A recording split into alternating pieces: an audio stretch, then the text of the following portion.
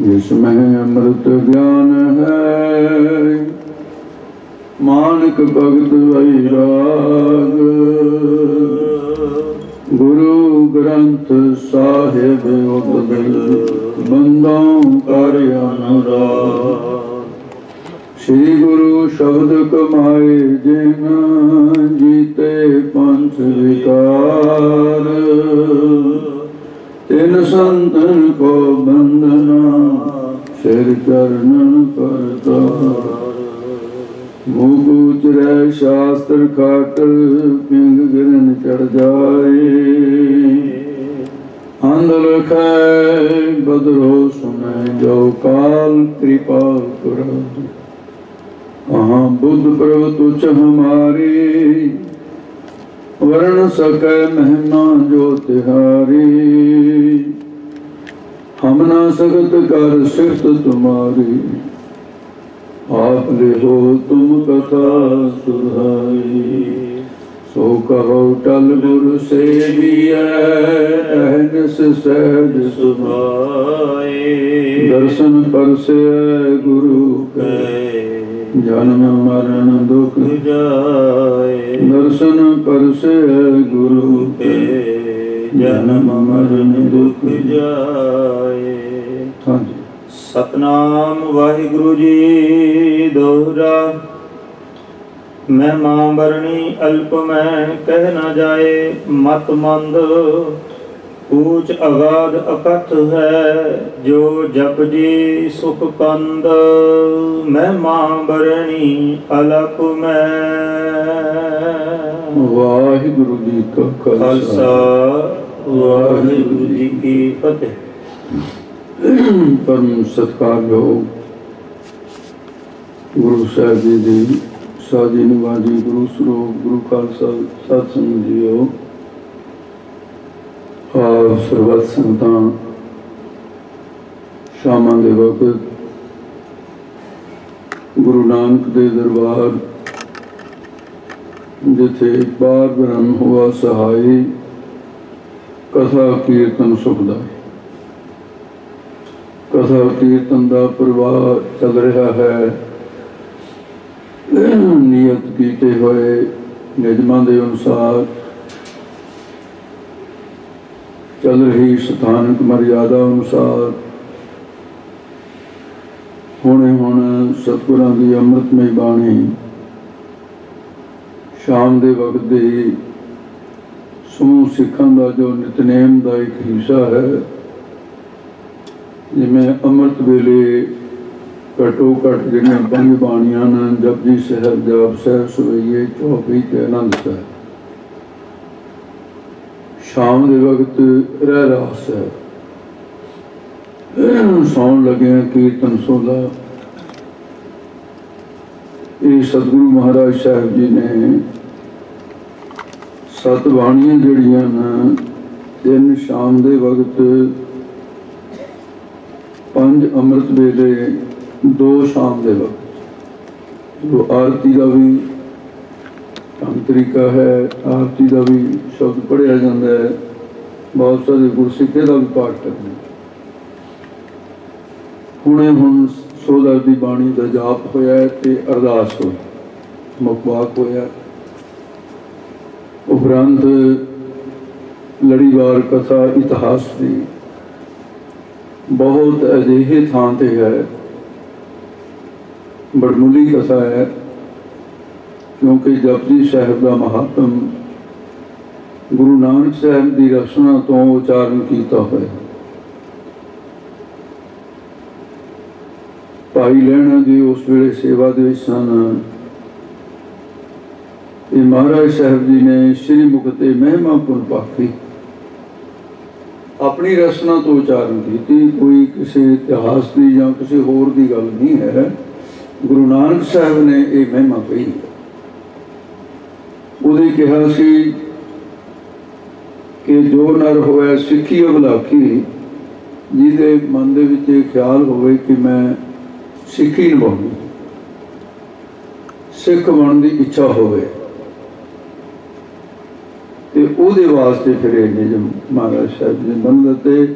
ਨਿਸਮੇ ਉਠੇ ਕਰੇ ਸੁਨਾਨਾ, ਜਬ ਪੜ੍ਹ ਇੱਕ ਚਿੱਤ ਸ਼ਬਦ। ਹਾਂ, ਜਪਜੀ ਸਾਹਿਬ ਪੜ੍ਹਨਾ ਹੈ ਤੇ ਇੱਕ ਚਿੱਤ ਇਕਾਗਰ ਮਨ ਹੋ ਕੇ ਪੜ੍ਹਨਾ ਹੈ। ਉਹਦੇ ਢੰਗ ਤਰੀਕੇ ਦੱਸੇ ਆ ਵੀ ਅਰਥ ਵਿਚਾਰ ਕਰੇ ਔਰ ਮਾਹੇ ਮੁਕਤ ਹੋਏ ਸੋ ਸੰਸੈ।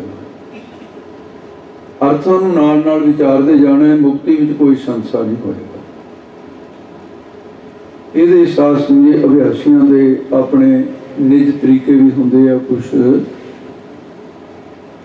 ਤੇ ਉਹ ਤਰੀਕੇ ਦੇ ਅਨੁਸਾਰ ਇੱਕ ਐਸਾ ਵੀ ਹੈ ਜੇ ਕਹੀਏ ਵੀ ਜਪਜੀ ਸਾਹਿਬ ਦੇ ਜੀ ਅਰਥ ਦਾ ਕਿ ਸਾਨੂੰ ਸਾਰਿਆਂ ਨੂੰ ਚੇਤੇ ਨਹੀਂ ਹੈ। ਪਹਿਲੀ ਤਾਂ ਗੱਲ ਹੈ ਵੀ ਚੇਤੇ ਕਰਨੇ ਚਾਹੀਦੇ, ਜੇ ਜ਼ਿਆਦਾ ਨਹੀਂ ਸੰਖੇਪ ਨਾਲ ਕਰ ਲਓ।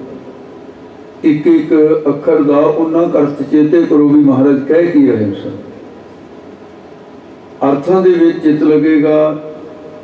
ਜਪਜੀ ਸਾਹਿਬ ਦਾ ਪਾਠ ਹੁੰਦਾ ਗਿਆ, ਉਹਦਾ ਬਹੁਤ ਜ਼ਿਆਦਾ ਮਹੱਤਵ ਹੈ।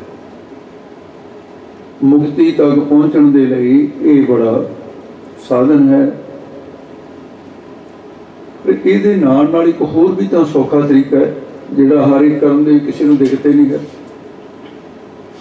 ਉਹ ਤੁਸੀਂ ਕੱਲ੍ਹ ਤੋਂ ਹੀ ਸ਼ੁਰੂ ਕਰ ਦਿਓ ਜਪਜੀ ਸਾਹਿਬ ਪੜ੍ਹਨ ਲੱਗੇ।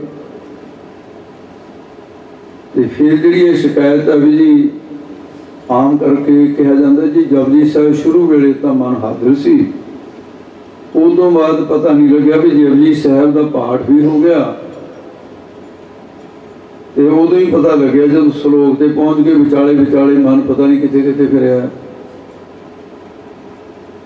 ਮਨ ਦੀ ਗੈਰ ਹਾਜ਼ਰੀ ਵਿੱਚ ਪਾਠ ਹੋਇਆ।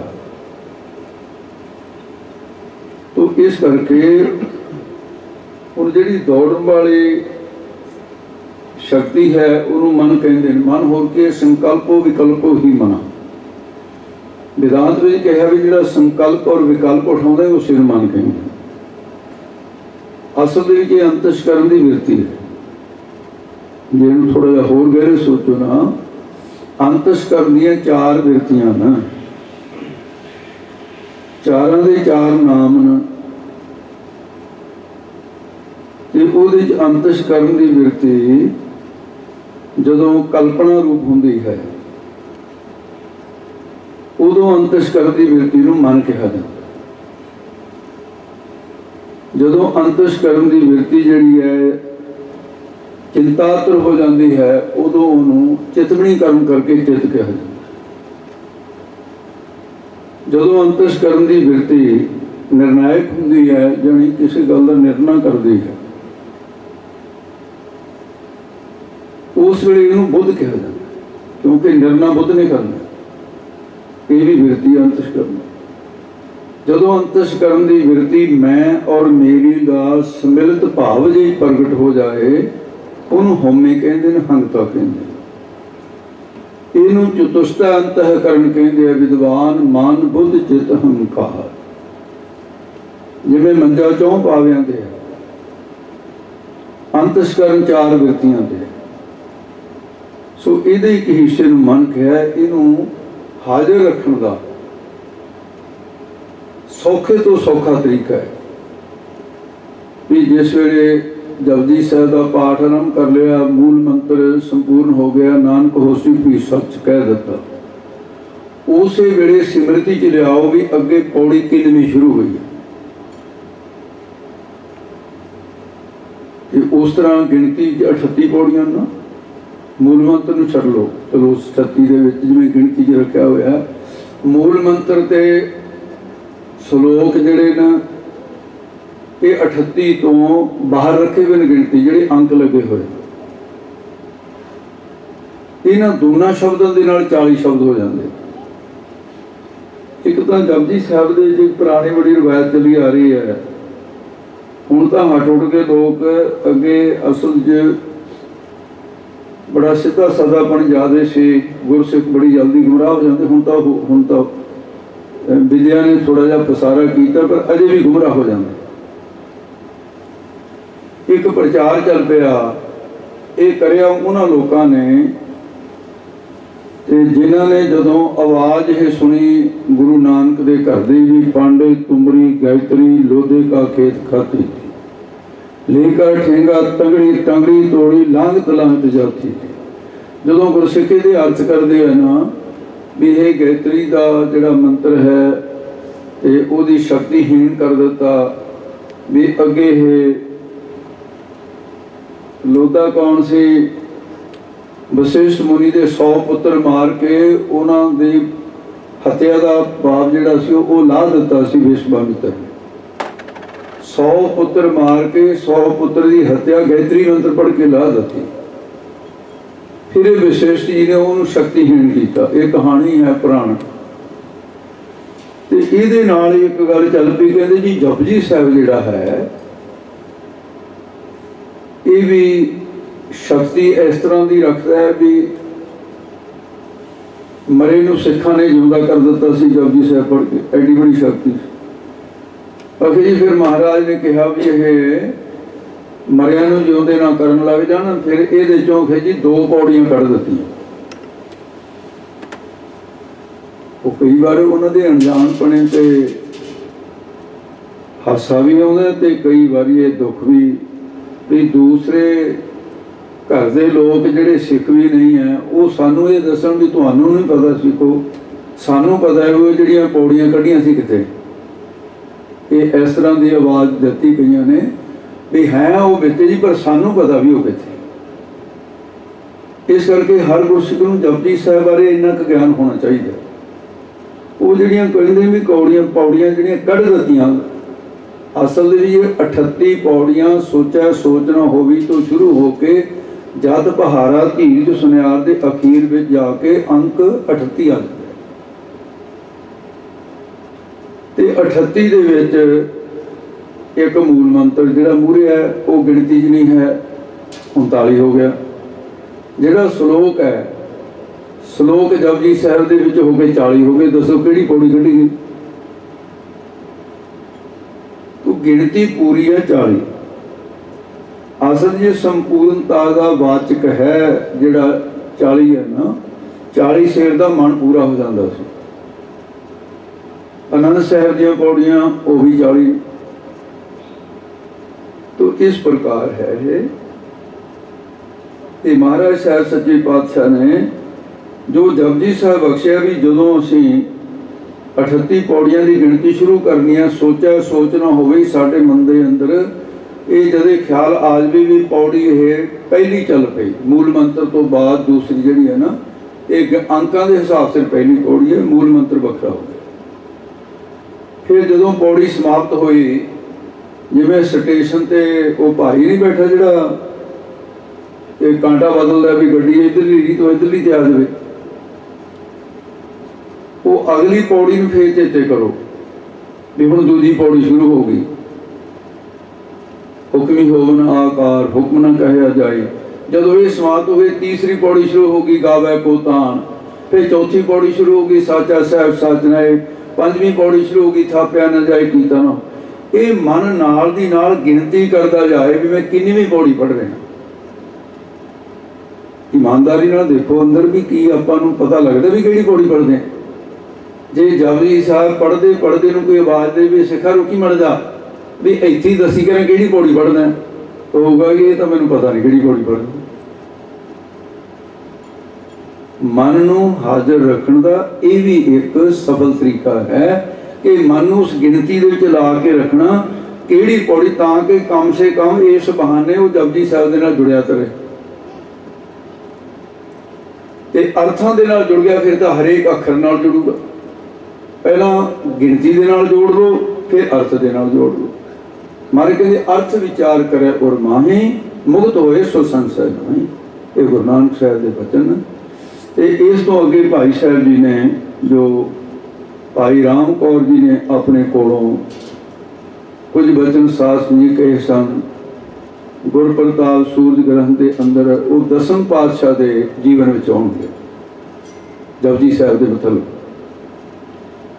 और भाई बाला जी ने जो कुछ अपने कोलों कहे वो पैड़ा मुखा ने लिखे, गुरु अंगद देव जी की हजूरी लिखे गए, वो जपजी साहब के महात्मा की गल जन्म साखी में रख के ते हुण कुछ काव्य रचना दे विच भाई साहब जी भाई बाले की कसम कीते हुए दोहरे रूप के अंदर कसम करते हैं। जितों अज की विचार शुरू होती है सुनना करो जी।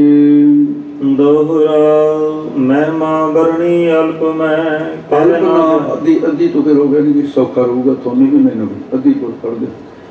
महिमा बरणी अल्प मैं अल्प थोड़े का नाम होंगे जिन्होंने कहते भी अल्प आहारी इसका मतलब बन गया थोड़ी रोटी खाना। तो इस करके भी महिमा तो बेअंत है जिहड़ी वर्णन की है मैं कहते महिमा वर्णी अल्प सो मैं थोड़ी वो वर्णन की है। महिमा तो आखिर होर बेअंत है जपजी साहब ये संपूर्ण नहीं कहा ये थोड़ी वर्णन की है। कह ना जाए मत मंद फिर ये वर्णन सारी क्यों नहीं हो सकी। भाई साहब जी कहते मेरी मत है ना जी बुद्ध वो मंदी है जपजी साहब की पूरी पवित्रता तक पहुँच नहीं सकी। तो इस करके ये निम्रता की बात भी है। भाई साहब ने भी निम्रता भी मेरी मंद मत है। जपजी साहब की बेअंत मैं पूरी नहीं कर सकता। ऊंच अगाध अकथ है ये महिमा बहुत ऊंची है और अकथ है। अकथ वह नाम है जोड़ा कसम च ना होवे। अकथे अकथे का क्या कसिया भाई जिन्हों अकथी कह दिता की कसोगे हो। बहुत सारे थावां ते गुरु साहब ने परमेश्वर को अकथ कहा है। तो गुरु साहब की महिमा दे विच भी बहुत सारे शब्द जिहड़े अकथ कहते हैं। परमात्मा को बार बार अकथ कहा जाता है। फिर जी वो है अकथ उसकी कथा क्यों करते हो सवाल करने वाला कहूगा भी कथा नाले कथा करी जाते हो नाले कथा च कही जाते जी अकथ है वो। क्योंकि शंकावादी ये किसी किसी समय कोई चीज़ां पैदा हो जांदियां खत्म होंदियां रहंदियां ते कदे कदे कंडियालियां झाड़ियां ज़्यादा जम्मियां होंदियां उन्हां दे कंडे बड़े जोधे ते हुण दा जिहड़ा युग है ना कंडियालियां झाड़ियां दा युग है। ज्यों ज्यों चलिया चुभे दुख पावे ये ज्यों ज्यों जीवन चलता है उहदे नाल चुभदे दुख पाउंदे नाले कंडे आप लगदे नाले होरां दे भी लाउंदे आ। ये है शंका दा कंडा। उहदे च भी जे वो कथ है कथनी क्यों कर रहे उहदा जवाब है कि शक्ति विरती करके उहदा कथन नहीं किया जा सकता। ये जवाब है सही। लखना वृत्ति करके उहदा कथन किया जा सकता है। थोड़ी जी कठिन होएगी आप गल समझने में मैं यतन करांगा कि गूढ़ गल है क्योंकि जिथे ज्ञान की गल आ जाए उत्थे बहुत गूढ़ी होंदी। ज्ञान ना गल ही टूटी है कथना करड़ा सार ज्ञान की गल होएगी गूढ़। हुण जिहड़ा है ये है बिरतियां दो कह दित्तियां भी जिहड़ी लखना बिरती है की हुंदी है। लखना बिरती हरेक शब्द दे विच दो बिरतियां हुंदियां। एक तो शब्द की शक्ति बिरती हुंदी है एक लखना बिरती हुंदी है। इजा समझ लो भी गुरु हरराय साहब महाराज के नाम से ये गुरुद्वारा है। मैनू तुहाड़ियां ना स्ट्रीटां का पता नहीं है किहड़ी किहड़ी नहीं मैं नाम लैके कह दिंदा एक इधर सड़क जाती एक मूहरे दी आती। ये कोई समझ लो जिमें भाई प्यारा सिंह पहली बार आया है या कोई होर गुरसिख पहली बार आया है वो गुरुद्वारे आउंदा कहंदा भी इहदा एड्रैस कहंदा भी आ स्ट्रीट का नाम लैके बिल्कुल कहंदा सड़क के उत्ते ही गुरुद्वारा है। सड़क के उत्ते गुरुद्वारा है। शब्द की कह रहा है शब्द की शक्ति विरती जिहड़ी है शब्द की शक्ति विरती कह रही है। गुरुद्वारा जिहड़ा सड़क के उत्ते है। हुण जे सड़क के उत्ते होगा गड्डी तो नहीं लंघ सकती क्योंकि एन उत्ते क्या भी सड़क के बिल्कुल उत्ते है। तो उत्थे की है भी जिहड़ी ਜਿਹੜਾ ਸ਼ਬਦ ਕਿਹਾ ਗਿਆ ਹੈ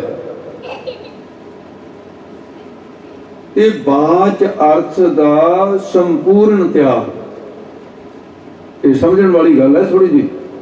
ਬਾਚ ਅਰਥ ਕੀ ਸੀ? ਜਿਹੜਾ ਸ਼ਬਦ ਕਿਹਾ ਵੀ ਸੜਕ ਦੇ ਐਨ ਉੱਤੇ ਗੁਰਦੁਆਰਾ ਹੈ। ਹੁਣ ਬਾਚ ਅਰਥ ਤਾਂ ਇਹ ਕਹਿ ਰਿਹਾ, ਸ਼ਬਦ ਦਾ ਅਰਥ ਇਹ ਕਹਿ ਰਿਹਾ ਵੀ ਗੁਰਦੁਆਰਾ ਸੜਕ ਦੇ ਉੱਤੇ ਹੈ, ਫਿਰ ਨਹੀਂ ਗੱਡੀ ਲੰਘਣੀ ਕੋਈ। ਬਾਚ ਅਰਥ ਦਾ ਸੰਪੂਰਨ ਤਿਆਗ, ਇਹ ਜਿਹੜਾ ਸੀ ਸ਼ਕਤੀ ਬਿਰਤੀ ਸੀ ਸ਼ਬਦ ਦੀ, ਇਹਦਾ ਸਾਰਾ ਹੀ ਤਿਆਗ ਕਰ ਦੋ ਵੀ ਇਹ ਤਾਂ ਹੋ ਹੀ ਨਹੀਂ ਸਕਦਾ, ਸੜਕ ਦੇ ਉੱਤੇ ਤਾਂ ਗੁਰਦੁਆਰਾ ਹੋ ਹੀ ਨਹੀਂ ਸਕਦਾ। ਤੇ ਫਿਰ ਸਮਝਣ ਵਾਸਤੇ ਕੀ ਹੈ? ਬਾਚ ਅਰਥ ਦੇ ਸੰਬੰਧੀ ਕਾ ਗ੍ਰਹਿਣ ਕਰ ਲੋ। ਬਾਚ ਅਰਥ ਕੀ ਸੀ? ਸੜਕ। ਸੜਕ ਦਾ ਸੰਬੰਧ ਕਾਹਦੇ ਨਾਲ ਸੀ? ਸੜਕ ਦਾ ਸੰਬੰਧੀ ਕੌਣ ਸੀ? ਕਿਨਾਰਾ, ਵੀ ਸੜਕ ਦੇ ਕਿਨਾਰੇ ਦੇ ਉੱਤੇ ਗੁਰੂ ਹਰਿਰਾਏ ਸਾਹਿਬ ਦਾ ਗੁਰਦੁਆਰਾ। ਇਹ ਹੋ ਗਈ ਲਖਣਾ ਬਿਰਤੀ, ਉਹ ਸੀ ਸ਼ਕਤੀ ਬਿਰਤੀ। ਜਦੋਂ ਕੋਈ ਵਿਦਵਾਨ ਕਹਿੰਦਾ ਜੀ ਪਰਮਾਤਮਾ ਸ਼ਕਤੀ ਬਿਰਤੀ ਕਰਕੇ ਨਹੀਂ ਜਾਣ ਜਾਂਦਾ, ਲਖਣਾ ਬਿਰਤੀ ਕਰਕੇ ਜਾਣ ਜਾਂਦਾ, ਇੰਨੀ ਗੱਲ ਕਹਿ ਕੇ ਉਹ ਗਾਂ ਲੰਘ ਜਾਂਦਾ, ਨਾ ਕਿਸੇ ਨੂੰ ਪਤਾ ਲੱਗਿਆ ਲਖਣਾ ਬਿਰਤੀ ਕੌਣ, ਜਾਂ ਪਤਾ ਲੱਗਿਆ ਸ਼ਕਤੀ ਬਿਰਤੀ ਕੌਣ। ਕੌਣ ਮੱਥਾ ਮਾਰੇ ਇਹਨਾਂ ਗੱਲਾਂ ਦੇ ਨਾਲ। ਇਸ ਕਰਕੇ ਹੁਣ ਸੌਖਾ ਜਿਹਾ ਤਰੀਕਾ ਵਰਤਿਆ ਹੋਇਆ ਵੀ ਵਿਦਵਾਨਾਂ ਨੇ ਗੂੜ ਗੱਲ ਹੀ ਛੱਡ ਦਿੱਤੀ। ਗੁਰਪ੍ਰਤਾਪ ਸੂਰਜ ਗ੍ਰੰਥ ਦੇ ਅੰਦਰ ਸ੍ਰੀ ਗੁਰੂ ਗੋਬਿੰਦ ਸਿੰਘ ਸਾਹਿਬ ਮਹਾਰਾਜ ਦੇ ਹੁਕਮ ਵਿੱਚ ਅਨੰਦਪੁਰ ਸਾਹਿਬ ਖਾਲਸੇ ਨੇ ਪ੍ਰਸ਼ਨ ਕੀਤਾ ਸੀ ਮਹਾਰਾਜ ਨੂੰ ਕਿ ਮਹਾਰਾਜ ਕਿਰਪਾ ਕਰਕੇ ਦੱਸੋ ਵੀ ਕਰਮਾਂ ਬਾਰੇ ਗੁਰਬਾਣੀ 'ਚ ਬੜੀ ਵਾਰੀ ਗੱਲ ਆਉਂਦੀ ਹੈ। ਕਰਮੀ ਆਪੋ ਆਪਣੀ, ਇਹ ਜਪਜੀ ਸਾਹਿਬ ਤੇ ਸ਼ੁਰੂ ਹੋ ਜਾਂਦਾ ਹੈ। ਤੇ ਕਰਮੀ ਆਵੇ ਕੱਪੜਾ ਨਦਰੀ ਮੋਖ ਦੁਆਰ। ਇਹ ਜਿਹੜਾ ਕਰਮ ਹੈ ਸਾਨੂੰ ਇਹਦੇ ਬਾਰੇ ਗਿਆਨ ਨਹੀਂ ਹੈ। ਇਹ ਕਿੰਨੇ ਪ੍ਰਕਾਰ ਦਾ ਹੁੰਦਾ ਹੈ? ਕਰਮ ਪੈਦਾ ਕਿਵੇਂ ਹੁੰਦਾ ਹੈ? ਪੈਦਾ ਹੋਇਆ ਕਰਮ ਨਸ਼ਟ ਕਿਵੇਂ ਹੁੰਦਾ ਹੈ? ਕਰਮ ਦਾ ਫਲ ਕੀ ਹੈ? ਇਹ ਖਾਲਸੇ ਨੇ ਪ੍ਰਸ਼ਨ ਕੀਤਾ ਗੁਰੂ ਗੋਬਿੰਦ ਸਿੰਘ ਸਾਹਿਬ ਨੂੰ। ਤਾਂ ਗੁਰੂ ਗੋਬਿੰਦ ਸਿੰਘ ਸਾਹਿਬ ਨੇ ਉੱਤਰ ਕੀ ਦਿੱਤਾ ਸੀ? ਸ੍ਰੀ ਮੁਖ ਤੇ ਸਭ ਹੋਣ ਉਚਾਰਾ। ਆਪਣੇ ਮੁਖ ਵਾਗ ਤੋਂ ਕਿਹਾ ਕਿ ਇਹ ਖਾਲਸਾ ਜੀ ਦਇਆ ਸਿੰਘ ਮਮ ਰੂਪ ਉਧਾਰਾ। ਇਹ ਭਾਈ ਦਇਆ ਸਿੰਘ ਮੇਰਾ ਰੂਪ ਹੈ, ਜਿਹੜਾ ਤੁਸੀਂ ਪ੍ਰਸ਼ਨ ਕੀਤਾ ਮੇਰੇ ਵੱਲੋਂ ਉੱਤਰ ਇਹ ਦੇਣਗੇ। ਮੇਰਾ ਹੁਣ ਸਮਾਂ ਮਹਿਲਾਂ ਨੂੰ ਜਾਣ ਦਾ ਹੋ ਗਿਆ। ਖੇਡ ਸੀ ਮਹਾਰਾਜ ਦੀ। ਇਹ ਭਾਈ ਦਇਆ ਸਿੰਘ ਸਾਹਿਬ ਦੇ ਦੁਆਲੇ ਹੋ ਕੇ ਕਹਿਣ ਲੱਗੇ ਜੀ ਗੁਰੂ ਗੋਬਿੰਦ ਸਿੰਘ ਨੇ ਇੱਕ ਤਾਂ ਤੁਹਾਨੂੰ ਵਰ ਦੇ ਦਿੱਤਾ ਵੀ ਤੁਸੀਂ ਖਾਸ ਹੀ ਉਹਨਾਂ ਦਾ ਰੂਪ ਹੋ, ਫਿਰ ਇਹ ਸਾਡੇ ਪ੍ਰਸ਼ਨ ਦਾ ਤੁਸੀਂ ਉੱਤਰ ਦਿਓ। ਉਹ ਕਹਿੰਦੇ ਖਾਲਸਾ ਜੀ ਮੈਂ ਦੋਵੇਂ ਹੱਥ ਜੋੜ ਕੇ ਪਹਿਲਾਂ ਤਾਂ ਤੁਹਾਨੂੰ ਇਹ ਬੇਨਤੀ ਕਰ ਦੇਣਾ, ਇਹਨਾਂ ਦਾ ਤਾਂ ਸੁਭਾਅ ਹੈ ਗਰੀਬਾਂ ਨੂੰ ਨਿਵਾਜਣ ਦਾ। ਇਹਨਾਂ ਦਾ ਨਾਂ ਗਰੀਬ ਨਿਵਾਜ ਇਸੇ ਕਰਕੇ ਹੈ। ਇਹ ਤਾਂ ਮੈਨੂੰ ਗਰੀਬ ਨੂੰ ਨਿਵਾਜ ਕੇ ਜਾਂਦੇ ਜਾਂਦੇ, ਪਰ ਦੇਖਿਓ ਕਿਤੇ ਮੇਰੀ ਦਾਸ ਦੀ ਇਹ ਬੇਨਤੀ ਸੁਣ ਲਓ। ਮੈਂ ਤਾਂ ਗੁਰੂ ਗੋਬਿੰਦ ਸਿੰਘ ਸਾਹਿਬ ਦੀ ਕਠਪੁਤਲੀ ਹਾਂ। ਜਿਉਂ ਬੁਲਾਵ ਹੈ ਤਿਉਂ ਬੋਲੇ ਹੈ ਸੁਆਮੀ ਕੁਦਰਤ ਕਵਨ ਹਮਾਰੀ। ਜਿਵੇਂ ਗੁਰੂ ਗੋਬਿੰਦ ਸਿੰਘ ਬੁਲਾਊਗਾ ਮੈਂ ਉੱਤਰ ਦੇਈ ਜਾਊਂਗਾ। ਮੇਰੇ ਕੋਲ ਪੱਲੇ ਕੁਛ ਨਹੀਂ ਹੈ, ਬਸ ਇਹ ਆ ਵੀ ਜ਼ਬਾਨ ਮੇਰੀ ਹੈ ਤੇ ਬੋਲ ਗੁਰੂ ਗੋਬਿੰਦ ਸਿੰਘ ਸਾਹਿਬ ਦੇ। ਇੱਕ ਤਾਂ ਕਹਿੰਦੇ ਇਹ ਗੱਲ ਸਮਝ। ਇਹ ਫਿਰ ਪੰਜਵੀਂ ਰੁੱਤ ਦੇ ਵਿੱਚ ਤੇ ਜਿਹੜਾ ਇਹ 41ਵੇਂ ਅਧਿਆਇ ਤੋਂ ਸ਼ੁਰੂ ਹੋ ਕੇ ਅੰਸ਼ੂ ਬੋਲਦੇ ਤੇ 41ਵੇਂ ਅੰਸ਼ੂ ਤੋਂ 50ਵੇਂ ਅੰਸ਼ੂ ਤੱਕ ਇਹ 10 ਅਧਿਆਇ। ਇਹ ਵਾਹਿਗੁਰੂ ਕਿਰਪਾ ਕਰੇ। ਜਿਹੜੇ ਬੜੇ ਬੜੇ ਫੰਕਾਰੇ ਮਾਰਦੇ ਫਿਰਦੇ ਨੇ ਸੱਪ ਵਾਂਗੂ ਫਰਾਟੇ, ਵੀ ਸਾਡੇ ਵਰਗਾ ਗਿਆਨੀ ਕੋਈ ਨੂੰ ਉਹਦੇ ਮੂਹਰੇ ਖੋਲ ਕੇ ਪੋਥੀ ਰੱਖ ਦਿਓ। ਜੇ ਅੱਧਾ ਅਧਿਆਇ ਵੀ ਕਥਾ ਕਰ ਦੇਵੇ ਤਾਂ ਮੈਨੂੰ ਲਾਂਭਾ ਦੇ ਦਿਓ ਵੀ ਤੂੰ ਕੀ ਕਹਿੰਦਾ ਸੀ, ਉਹਨੇ ਕਰ ਦਿੱਤੀ। ਇਹ ਫਿਰ ਦਲਦਲ ਦੇ ਵਿੱਚ ਫਸੀ ਹੋਈ ਗੱਡੀ ਨੂੰ ਕੱਢੂ ਸੰਪਰਦਾਇ ਗਿਆਨੀ, ਜਿਹਨੇ ਪੰਜਵੀਂ ਰੁੱਤ ਚੰਗੀ ਤਰ੍ਹਾਂ ਪੜ੍ਹੀ ਆ ਕਿਸੇ ਵਿਦਵਾਨ ਤੋਂ। ਨਹੀਂ ਤਾਂ ਫਿਰ ਇੱਕ ਸੌਖਾ ਜਿਹਾ ਤਰੀਕਾ ਹੈਗਾ ਹੀ ਆ, ਉਹ ਤਾਂ ਫਿਰ ਸਾਰੀ ਵਰਤ ਲੈਂਦੇ ਆ। ਉਹ ਕੀ ਕਹਿਣ ਇਹ ਦੱਸਿਆ ਜੀ ਹਿੰਦੂ ਮਰਦਾ ਜਾਦੇ ਜੇ 10 ਅਧਿਆਇ ਰਹਿਣ ਦਿਓ ਕਿ ਅੱਗੇ ਹੀ ਚੱਲਦੇ ਹਾਂ ਆਪਾਂ। ਨਾਲੇ ਤਾਂ ਸਿੱਖੀ ਰਹਿ ਗਈ ਨਾ ਆਪਣੀ ਮਹਾਨਤਾ ਵੀ ਇਹ ਵਿਦਵਾਨ ਬੜਾ ਵਧੀਆ ਹੈ। ਉਹ ਆਪਣਾ ਪਰਦਾ ਵੀ ਰਹਿ ਗਿਆ, ਆਪਣੀ ਵਿਦਵਾਨੀ ਵੀ ਲੁਕ ਗਈ। ਇਹ ਤਾਂ ਭਾਈ ਗੁਰੂ ਗੋਬਿੰਦ ਸਿੰਘ ਸਾਹਿਬ ਨੇ, ਗੁਰੂ ਗੋਬਿੰਦ ਸਿੰਘ ਸਾਹਿਬ ਨੂੰ ਤਾਂ ਬਾਹਮਣਵਾਦ ਨੇ ਦੇਖਿਆ ਤੇ ਤੈਨੂੰ ਦਿਸਣ ਲੱਗ ਗਿਆ ਤੇਰੀ ਨਿਗਾਹ ਬੜੀ ਤਿੱਖੀ ਆ ਬਈ। ਉਹਦੇ ਵਿੱਚ ਇਹ ਗੱਲਾਂ ਖੁੱਲ੍ਹਦੀਆਂ। ਉਹਦੇ ਜਿਹੜਾ ਫਿਰ ਜਿਵੇਂ ਸ਼ਕਤੀ ਬਿਰਤੀ ਦੁਆਰਾ ਨਹੀਂ ਜਾਣ ਹੁੰਦਾ, ਲਖਣਾ ਬਿਰਤੀ ਦੁਆਰਾ ਜਾਣ ਹੁੰਦਾ ਹੈ। ਫਿਰ ਲਖਣਾ ਬਿਰਤੀ 3 ਪ੍ਰਕਾਰ ਦੀ ਹੈ। ਜਹਤੀ ਭਾਗਤਿਆ ਲਖਣਾ ਕਹਿੰਦੇ ਨੇ। ਇਹ ਗੱਲ ਕਿਤੇ ਇੰਨੀ ਨਾ ਵੱਧ ਵੀ ਮੈਂ ਗਾਹਾਂ ਹੀ ਨਾ ਜਾ ਸਕਾਂ ਤੇ ਪੂਰਾ ਕਰ ਲਈ ਆਪਾਂ। ਜਿਹੜੀ ਲਖਣਾ ਬਿਰਤੀ ਦੁਆਰਾ। ਤੇ ਦੂਸਰਾ ਤਰੀਕਾ ਇੱਕ ਹੋਰ ਹੈ, ਪਰਮਾਤਮਾ ਨੂੰ ਅਸ਼ੁੱਧ ਮਨ ਕਰਕੇ ਨਹੀਂ ਜਾਣਿਆ ਜਾਂਦਾ। ਅਸ਼ੁੱਧ ਮਤ ਕਰਕੇ ਤਾਂ ਜਾਣਿਆ ਨਹੀਂ ਜਾਂਦਾ, ਤੇ ਸ਼ੁੱਧ ਮਨ ਕਰਕੇ ਜਾਣਿਆ ਜਾਂਦਾ। नहीं तो परमात्मा जानने की गल ही खत्म हो जाए। तो इस प्रकार शुद्ध मन करके कथन किया जाता है। शुद्ध मत की है, अपनी होमे नहीं होंगी कि मैं कथन करना। जे जाना हो कथनी करता, व्यापारी बसता जो फिरता। साध संग जे होमे मारी, नानक ताको को मिले मुरारी। सो इस करके कहते मैं मंद मत वाला हाँ, मेरे कोलों ये अकथ है, ये कथनी कहीं कैसी नहीं जा सकती है। बोलोगे जो जपजी सुख कंद।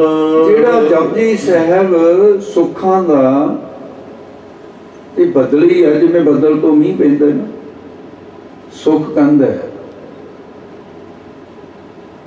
संस्कृत दे विच जिहड़ी कक्के नूं टिप्पी लगी हुई ने, कंग शब्द है। कंग कंग दा अर्थ है आनंद, ते आनंद स्वरूप वाहिगुरू है। दा दा अर्थ है देण वाला। जपजी साहब आनंद दे देण वाला है। एक गल भाई प्रबंधको ते इत्थे दे ग्रंथी संघो, तुसीं एक काम वधिया कर लिया। ये करोने तो पहले जो मैं आया सी ना, इत्थे एक औलख वाला टीका थोड़े प्रकाश होया मैं देखिया। मैं वो वाहिगुरू जाने भी किहड़े तरीके नाल करिया टीका, मेरी तो समझ नहीं आई गल। ते अखरां दे अर्थ किसी होर पासे नहीं जांदे, औलख जी किसी होर पासे भी जाई जांदे। वो मैं फिर इत्थे कहा सी भी भाई भी जिहड़ा अनजान होगा, जिहने टीका ही पढ़ के सुनाउणा है ना, वो बहुत नुकसान कर दूगा ਸਰੋਤਿਆਂ ਦਾ। ये तो बेहतर है भी पैर टूकां वाला टीका उस महापुरुष का कीता होया है, ते जिन्हों सारा सिख जगत पूजदा है, डॉक्टर भाई वीर सिंह जी, ਉਹਦੇ पैर टूकां दे टीके नूं पढ़ के मेहनत करके ਗਿਆਨੀ ਸਿੰਘ आवे, कोई गलती नहीं करेगा। ਜਿਹੜੀਆਂ ਇਹਦੇ ਕੁਝ ਐਸੀਆਂ ਗੱਲਾਂ ਨੂੰ ਉਹਦੀ ਸਦਾਈ ਕੀਤੀ ਹੈ ਤੇ ਸੋਧ ਕੀਤਾ ਹੋਇਆ ਹੀ ਪ੍ਰਚਾਰ ਜਿਹੜਾ ਅੱਗੇ ਕਰਨਾ ਚਾਹੀਏ। ਕਿਉਂ ਫਿਰ ਕਹਿ ਰਹੇ ਅੱਗੇ ਜਪਜੀ ਸਾਹਿਬ ਇਹ ਸੁਖ ਦੇਣ ਵਾਲਾ ਹੈ ਜੀ। ਚੌਪਈ ਮਨ ਮੂਰਖ ਨਿਤ ਪਰਤ ਜਪ ਸੇਵ। ਇਹ ਮਨ ਆਪਣੇ ਮਨ ਪ੍ਰਤੀ ਕਹਿੰਦੇ ਹੈ ਮੂਰਖ ਮਨਾ, ਤੇ ਨਿਤਾ ਪ੍ਰਤੀ ਤੂੰ ਜਪਜੀ ਸਾਹਿਬ ਨੂੰ ਕਿਉਂ ਨਹੀਂ ਸੇਵਨ ਕਰਦਾ। ਜਪਜੀ ਸਾਹਿਬ ਦੇ ਪਾਠ ਕਰਦਾ ਰਹੇ ਹਰ ਵੇਲੇ। ਧੰਨ ਗੁਰੂ ਅਮਰਦਾਸ ਮਹਾਰਾਜ ਸੱਚੇ ਪਾਤਸ਼ਾਹ, ਗੁਰੂ ਨਾਨਕ ਸਾਹਿਬ ਸੱਚੇ ਪਾਤਸ਼ਾਹ ਤੋਂ ਦੂਜੀ ਪੀੜ੍ਹੀ ਦੇ ਗੁਰੂ ਤੇਗ ਬਹਾਦਰ ਵਾਹਿਗੁਰੂ ਕਿਰਪਾ ਕਰੇ, ਗੁਰੂ ਸਾਹਿਬ ਜੀ, ਗੁਰੂ ਅੰਗਦ ਦੇਵ ਜੀ, ਗੁਰੂ ਨਾਨਕ ਸਾਹਿਬ ਤੋਂ ਬਰੋਸਾਏ ਹੋਏ। ਉਹਨਾਂ ਦੇ ਕੋਲੋਂ ਸਿੱਖਿਆ ਲਈ ਤੇ ਉਦੋਂ ਬਾਬਾ ਅਮਰਦਾਸ ਕਹਿੰਦੇ ਸੀ। ਜਪਜੀ ਸਾਹਿਬ ਕਿੰਨੇ ਪੜ੍ਹਦੇ ਸੀ ਗੁਰਸਿੱਖੋ? ਰੋਜ਼ ਦਾ ਨਿਤਨੇਮ ਕਿੰਨਾ ਸੀ? 12 ਸਾਲ ਨਾਲੇ ਤਾਂ ਗਾਗਰਾਂ ਢੋਈਆਂ, 84 ਪਾਠ ਜਪਜੀ ਸਾਹਿਬ ਦੇ ਰੋਜ਼ ਕਰਨੇ ਬਿਨਾਂ ਨਾਗਾ, ਲੱਗੇ ਰਹਿੰਦੇ ਹਰ ਵੇਲੇ। ਜਪਜੀ ਸਾਹਿਬ ਦੇ ਉਸ ਮਹਾਤਮ ਦੇ ਕਾਰਨ ਹੀ ਬੌਲੀ ਸਾਹਿਬ ਦੀਆਂ 84 ਪੌੜੀਆਂ ਬਣਾਈਆਂ। ਤੇ ਜਪਜੀ ਸਾਹਿਬ ਦੇ ਕਹਿੰਦੇ ਗੁਰਸਿੱਖੋ ਮੈਂ ਤਾਂ ਹਰ ਰੋਜ਼ ਜਪਜੀ ਸਾਹਿਬ ਦੇ 84 ਪਾਠ ਕਰਦਾ ਸੀ, ਪਰ ਤੁਸੀਂ ਜੇ ਇੱਕ ਦਿਨ 84 ਪਾਠ ਕਰ ਲਓ, ਇੱਕ ਇੱਕ ਪੌੜੀ ਦੇ ਇੱਕ ਇੱਕ ਪਾਠ ਕਰਦੇ ਹੋ, ਕਹਿੰਦੇ ਤੁਹਾਡੀ 84 ਕੱਟੀ ਜਾਏਗੀ, ਮੁੜ ਕੇ 84 ਦੇ ਖੇੜ 'ਚ ਨਹੀਂ ਪਾਓਗੇ। ਇਹ ਗੁਰੂ ਅਮਰਦਾਸ ਮਹਾਰਾਜ ਦਾ ਹੁਕਮ ਹੈ। ਤੋ ਇਸ ਕਰਕੇ ਜਪਜੀ ਸਾਹਿਬ ਜਿਹੜੀ ਹੈ ਇਹਨੂੰ ਹੇ ਮੂਰਖ ਮਨਾ ਸਦਾ ਹੀ ਸੇਵਨਾ ਕਰ। ਵੱਡੇ ਗੁਰੂ ਸਾਹਿਬ ਜੀ ਸੇਵਦੇ ਰਹੇ। ਜੇ ਕੋ ਚਾਹੇ ਮਨ ਜਨ ਦੇਵ, ਮੁਨ ਜਨ ਦੇਵ। ਇਹਨੂੰ ਚਾਹੁੰਦੇ ਨੇ ਮਨਨਸ਼ੀਲ ਮਹਾਤਮਾ। ਇਹ ਦੋ ਤਰ੍ਹਾਂ ਦੇ ਹੁੰਦੇ ਆ ਅਹਿਸਾਸ ਜੀ। ਇੱਕ ਤਾਂ ਹੁੰਦੇ ਨੇ ਮੁਨੀ, ਇੱਕ ਹੁੰਦੇ ਨੇ ਰਿਖੀ।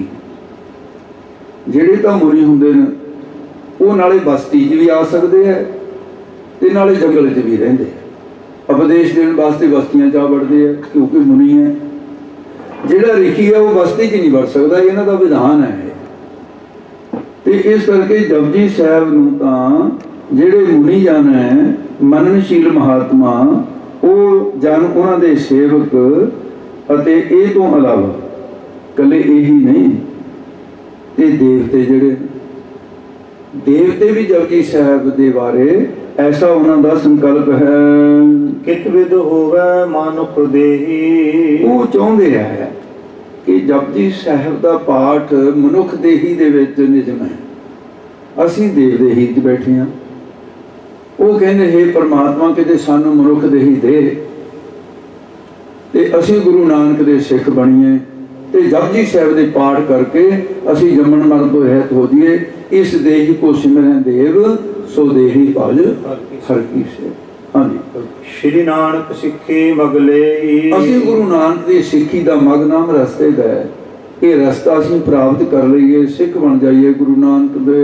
जपजी सेवक टै जाम फासी, क्योंकि जपजी साहब दा पाठ करन वालियां दी ਜਿਹੜੀ ਹੈ 84 ਕੱਟੀ ਜਾਂਦੀ ਹੈ, ਜਮਾਂ ਦੀ ਫਾਂਸੀ ਕੱਟੀ ਜਾਂਦੀ ਹੈ ਤੇ ਜਾਮ ਉਹਨਾਂ ਦੀ ਬਾਂਹ ਨੂੰ ਹੱਥ ਨਹੀਂ ਪਾ ਸਕਦਾ ਕਿ ਜਿਹੜਾ ਜਪਜੀ ਸਾਹਿਬ ਪੜ੍ਹਨ ਵਾਲਾ।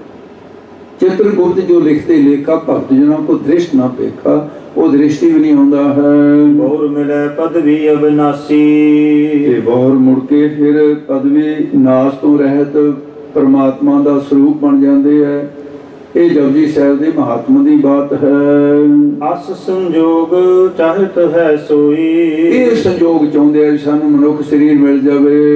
तुमको तो सब प्राप्त होई, भाई कहते गुरसिखो तुहानू तां सारियां गल्लां प्राप्त, मनुख शरीर भी प्राप्त है, जपजी साहब भी प्राप्त है। बार बार क्या कहूं बनाई, मुड़ मुड़ के जपजी साहब की महात्मा की किहड़ी किहड़ी गल कही जावां, की मैं होर गल्लां करां। हवै अब अंत समा दुखदाई, कहंदे जदों एक समा बड़ा दुखदायक है सास जी, ये सारियां ते है अपने ते। वो की है जिहड़ा अंत वेला ये दुखदायक है। हुण तां मौजां मन रहे हैं, खाना पीना सौना हसना बिसर गया है मरदा, ते वो दुखदाई है जदों प्राणा दा वियोग होना शरीर दे नाल।